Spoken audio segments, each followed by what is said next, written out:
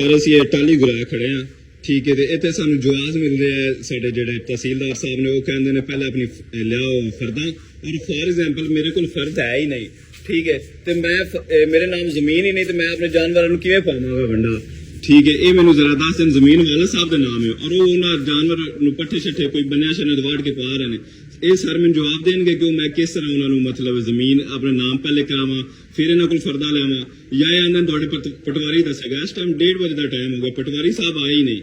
तो सानू कोई लाया अमल दस दिन के जानवर असीं हौसला दे लईए कि तुसीं मतलब रोज़ा रख लो, या तुहानू मतलब पटवारी साहब आएंगे वो तुहानू शफकत करनगे, या वो आंदे ने कि पटवारी साहब नू पता है कि जानवर उन्हां कोल किन्ने ने। पटवारी साहब नू किवें पता कि मेरे कोल जानवर किन्ने ने?